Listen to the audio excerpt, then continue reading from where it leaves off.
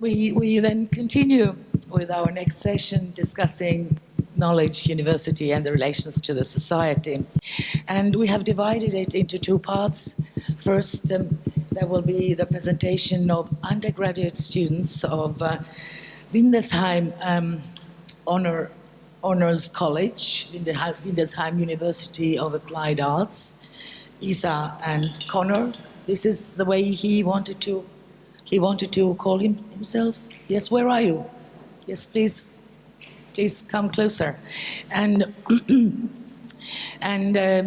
Isa and Connor will present, hopefully 20 minutes. Now I have to watch time really. And they will present their coursework, am I right? Yeah, your coursework. And this has been inspired by your feelings about the quality and essence of education. And you have done the research, the analysis of how to transfer knowledge into value creation. Yes, something of the kind. We'll explain. Yes, please have the floor. All right. Hi, everybody. Thank you for this opportunity to speak here. It's a quite humbling experience. I mean, being in a room with so many great minds and, kind of feeling like everyone's talking about you for 2 days and then getting to present because you're, kind of the product of higher education. But yeah, I'm Isa. This is Connor. We're students from Windesheim Honors College. Our dean is right there, Lisbeth Rijsdijk. And we did a project the previous semester, which is called the Value Creator. And yeah, that's what we're going to present to you. But first. Yes, before we're going to start talking about our project, we want you to think about keywords for the future of higher education. So actually we want to let you fill it in on an answer garden online, but we're just going to skip the word cloud. Think about the words. What means to you a keyword for future of higher education? Right yes, now. Right now. Think all right. Like about whatever you think. No, you don't have to scan it. Just think about the word. We just skip the exercise. Just do it in your mind. Oh, yeah. Okay. We're out of time. Okay. We go now to the words the students came up with. Can you go to next? Do you see overlap, or do you see some big differences? I hope you see a difference, or I hope because that makes it a bit more exciting what we're going to talk about now. Yeah, students are really into. The bigger words, of course, are more important for students, and more students named it. So flexible, online complexity, no teachers, individualized. Those are the words, those are the topics students were most interested in. Or said that will in the future really important. But Isa. Yeah, we'll come back to this later. All right. So really shortly in a nutshell, which is practically impossible, but I'll give it a try anyway. Our program, Windesheim Honors College, it's situated in Zwolle. It's a 4-year Bachelor of Business Administration, because, where do you put an interdisciplinary study? It's called Global Project and Change Management, of which the first 2 years are mostly theoretical, spent in Zwolle doing local projects, and with a global mindset. And the last 2 years are self-directed, where the teachers become facilitators, where you decide your own learning path. And yeah, what we like to call bounded freedom in a nice paradox. It works very closely together with the UN's SDGs, which we'll elaborate on later. And one of those semesters in the last 4 years, either in your 3rd or 4th year, is called the Value Creator, of which you observe a system within the SDGs. Based on complexity, and you do a stakeholder analysis. And I did this in my 4th year, Connor in his 3rd year, and we did this the previous semester.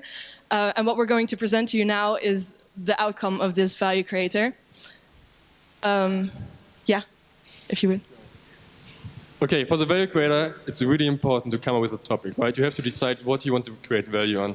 So our team thought, hey, there's a mismatch between what universities teach us, students, and what we students actually need, how we learn stuff, how we comprehend information. So that was our topic. We decided on that topic.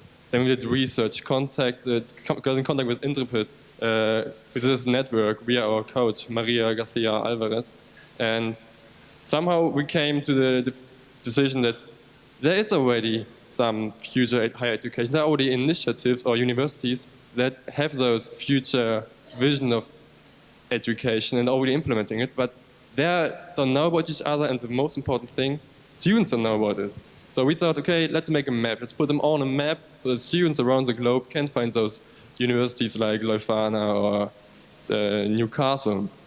So we defined our product to be a map with those future universities, to define criteria for those future universities, because if you want to put them on a map, you have to define what is future university.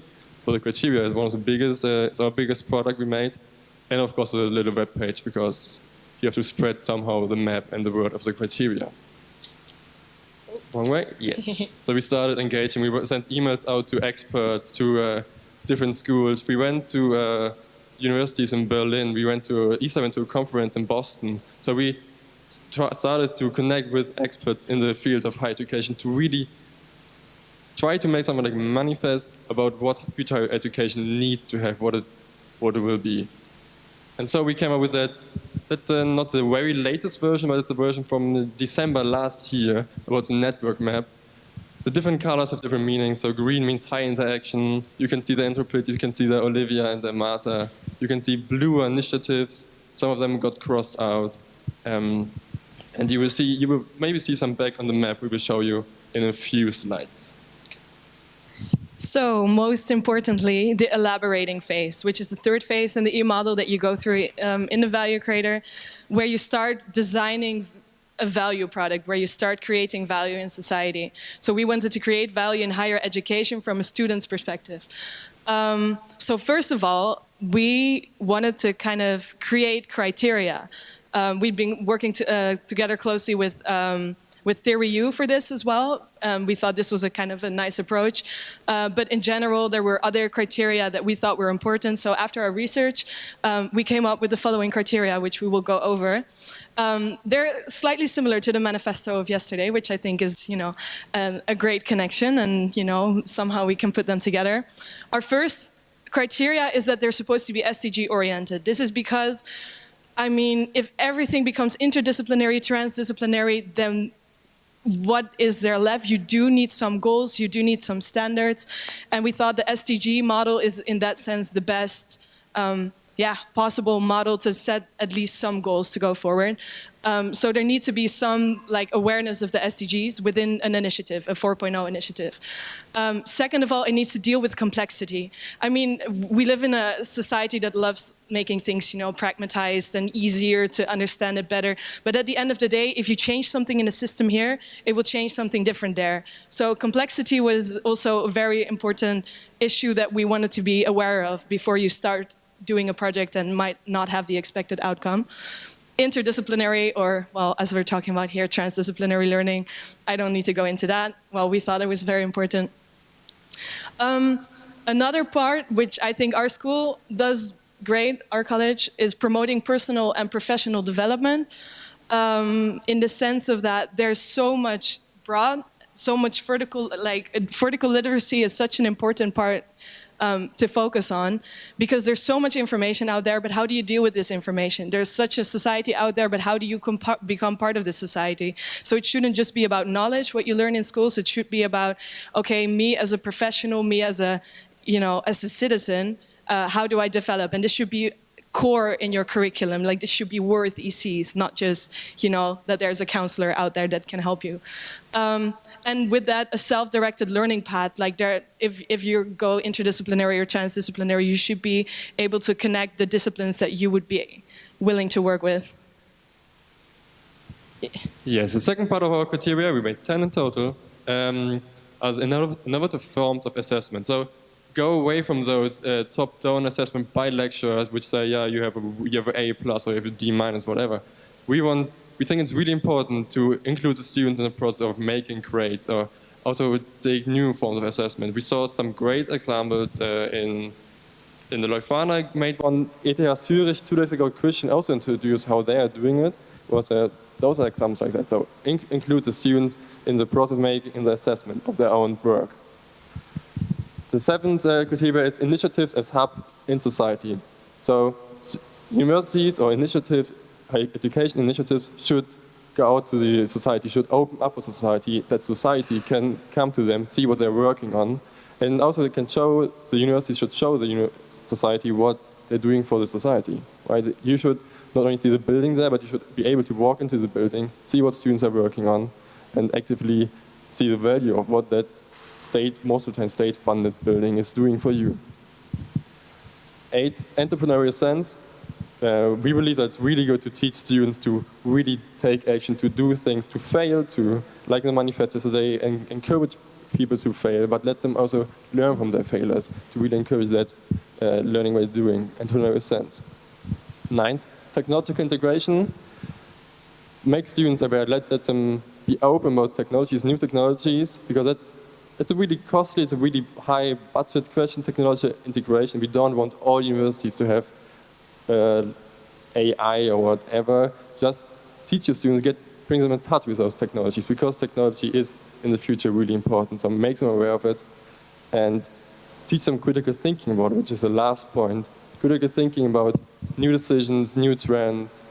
Critical thinking, like a few years ago, critical thinking about Bitcoins was really important. So critical thinking for students when they take decisions, when they make decisions, we believe that's really important. After having made those 10 criteria, we made an assessment rubric, also with 1.0, 2.0, 3.0, and 4.0. So a really nice connection between those two projects. Universities that are 3.0 to 4.0 were all put on a map.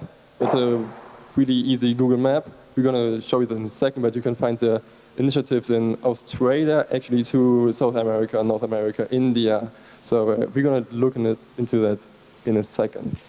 In our webpage, which we used to communicate, to get the word out, because you need somewhere to display these criteria, the map, and so on. So can we go to the website? You have to close the... Is it working? You have to close the website. Okay, you do it.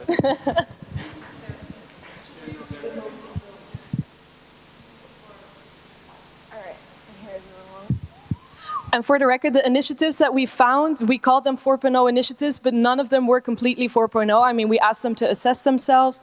Loifana, for example, came through like a 3.6 in that sense. So they were not all there yet, like the university of the future. But we did really think that these initiatives are kind of the trailblazers of change in that sense. It's not the big universities that are going to change themselves, because that's really hard. It's like the smaller initiatives that we found. Yeah.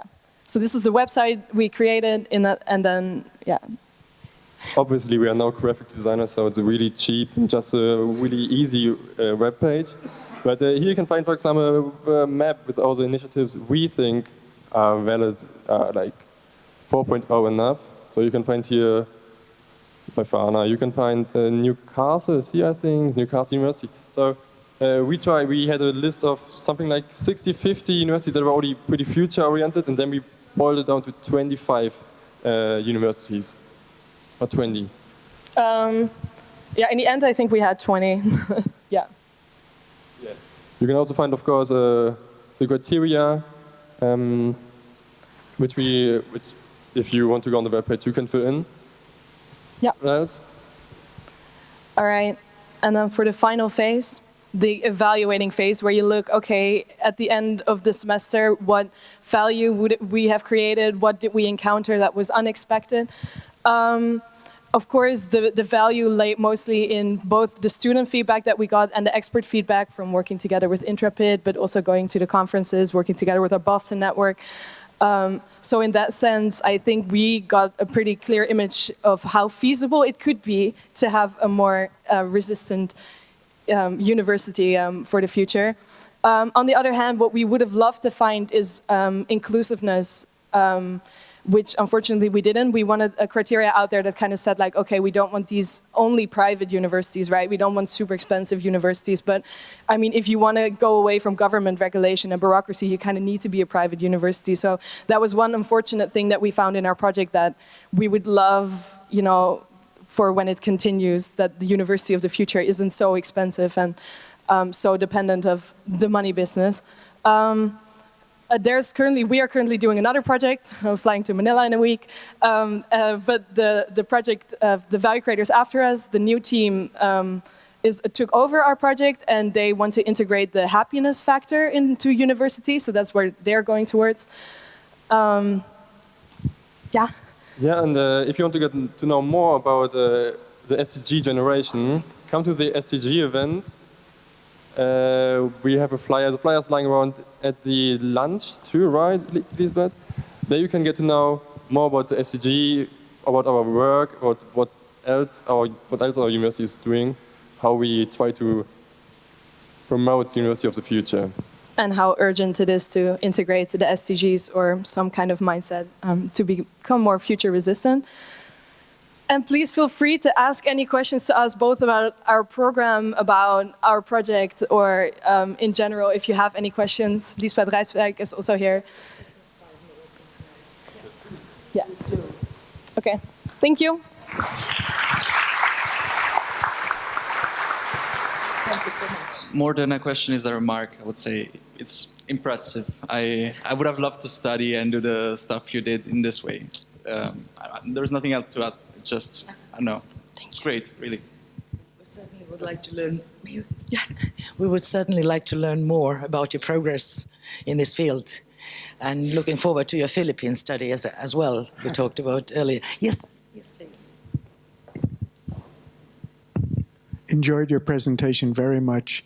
A question is, have you thought about how actually to integrate the SDGs and work on their interdependencies? Because we could accomplish some in one place at the expense of others, or we could accomplish one at the expense of another.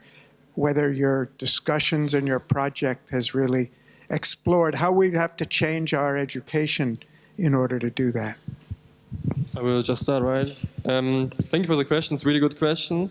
Yes, our program, the value creator we did, where all students of a whole semester just said, okay, we want to tackle SDGs, to just give the students the freedom to choose their own SDG and to find problems, find a favorite problem. That's the way how to do it. So give the students the freedom, just say, here's the SDGs, or 17 or 18, after I heard this morning.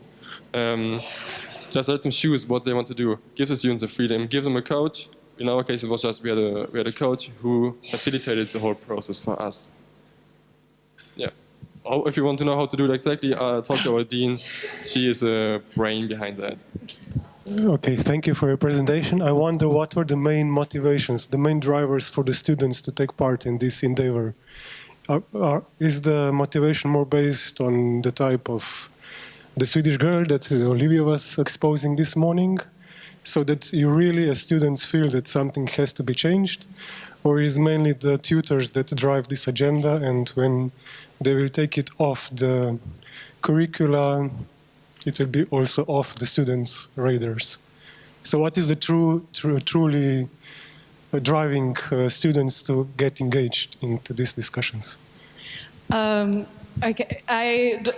can talk about both our team and in general the students. I think all the students at our college, I mean, they were selected because they have a very strong sense that they want to change some aspect in the world. Our team specifically, actually, it was kind of funny. We got together because we were kind of like confused about the assignment, and then in that sense, not really criticizing it, but we were like, okay, what should education be, and what should then the next step be? And then from that point, we were like, oh, if we have to work with the SDGs, let's work on number 4, like quality education, right? So in that sense, we came together because of that. But yeah, in general, I think the students of our college, they kind of feel, on one hand, the weight of the world on their shoulders, but we have these amazing lecturers that just, that have this experience and guide us to, some positivity and the being able to make some change or create value in that sense. So